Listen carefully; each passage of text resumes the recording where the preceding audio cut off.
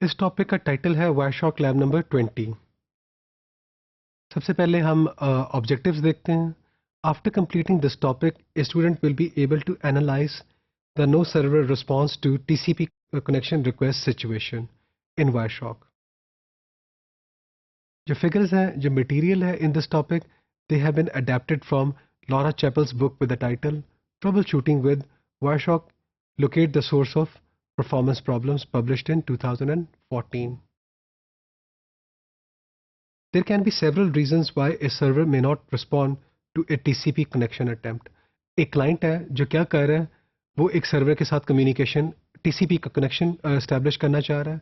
तो जब वो टीसीपी का कनेक्शन एस्टैब्लिश करना चाह रहा है, आपका जो सर्वर है वो रिस्पॉन्ड नहीं कर रहा। तो ये इसके सेवरल रीजंस हो सकते हैं। The TCP handshake request packet SYN packet may not arrive at the server.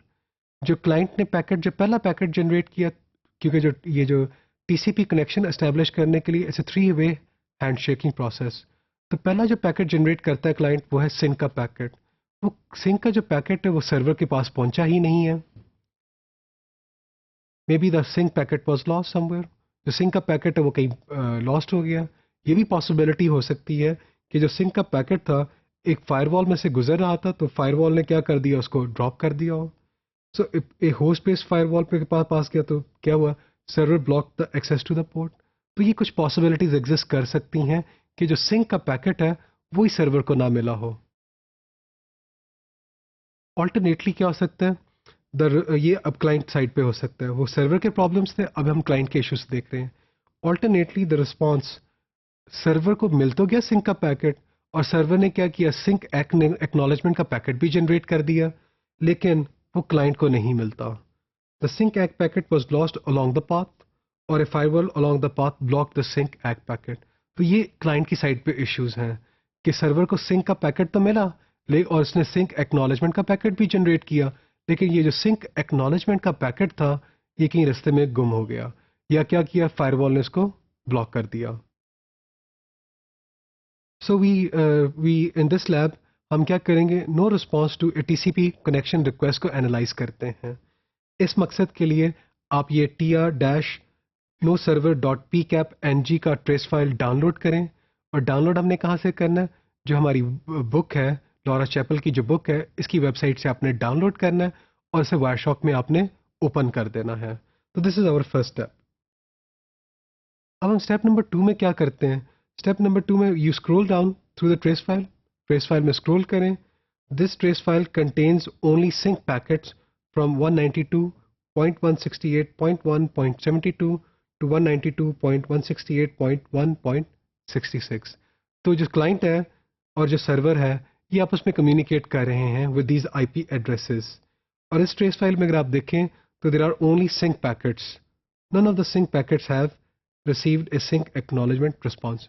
तो सर्वर की साइड से आपको कोई सिंक एक्नॉलेजमेंट का पैकेट मिलता हुआ नजर नहीं आ रहा। अगर आपको सिंक एक्नॉलेजमेंट का पैकेट नहीं मिला तो इसकी कई पॉसिबिलिटीज हैं जो हमने पहले से देखी हैं। अब हम फर्दर क्या करते हैं, हम टीसीपी हेडर को जो पैकेट नंबर 1 है उसमें एक्सपैंड करते हैं। Right click on the stream index colon 0, इसको हम क्लिक करते हैं, इस लाइन को क्लिक करते हैं और select as apply as a column. तो आपकी जो टीसीपी के जो कॉन्वर्सेशंस होती हैं वो स्ट्रीम इंडेक्स के साथ पहचानी जाती हैं। तो यहाँ पे हम इसको हमने अनेबल किया और अप्लाई कर दिया as a column. Wireshark shows that there are 6 separate connections. तो इस ट्रेस फाइल में 6 टीसीपी कनेक्शंस नजर आ रहे हैं जिनके टीसीपी स्ट्रीम इंडेक्स स्टार्ट हो रहे हैं नंबर 0 से नंबर 5 तक। अगर हम इस डायग्राम में देखें तो स्ट्रीम इंडेक्स का एक हमने कॉलम अप्लाई करके देख, हमारे कॉलम्स हैं number, time, source IP, destination IP, protocol, stream index, source port number और इन्फो कॉलम। तो स्ट्रीम इंडेक्स के अगर आप कॉलम में देखें तो वैल्यूज हैं 0, 1, 2, 3, 4, 5। तो they are actually 6 TCP connections. तो these the client attempts numerous TCP connections on different port numbers. तो क्या कर रहा है client, numerous TCP connections establish करने की कोशिश कर रहा है with using different source port numbers.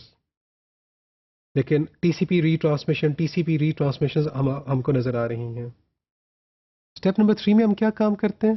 Step number 3 में right click on the TCP source port field in any packet and select as a apply as a column. This shows that the client has set up numerous ports for these connections. Step number 4 में अब क्या करते हैं? Some of these sync packets match the HTTP coloring rule while others match the bad TCP coloring rule. जो black color के जो packets थे वो actually क्या है? Bad TCP coloring rule को show कर रहे हैं और उसमें हमने क्या देखा कि because the sync packets are retransmissions. तो वो जो sync packets है वो retransmit हो रहे थे और कहीं lost हो रहे हैं. TCP क्या करता है? TCP back off करता है. TCP का जो back off process है it can be viewed by setting the time column to seconds since previous displayed packet. अगर आप एक कॉलम इस कॉलम को सिलेक्ट करें तो आप TCP का जो back off process है कि यानी कि अगर सिंक का पैकेट अब भेजा दोबारा रीट्रांसमिशन कब करनी है फिर दोबारा रीट्रांसमिशन कब करनी है उसको भी आप फर्दर एनालाइज कर सकते हैं अगर आप एक नया कॉलम जनरेट करें विद दिस एट्रीब्यूट.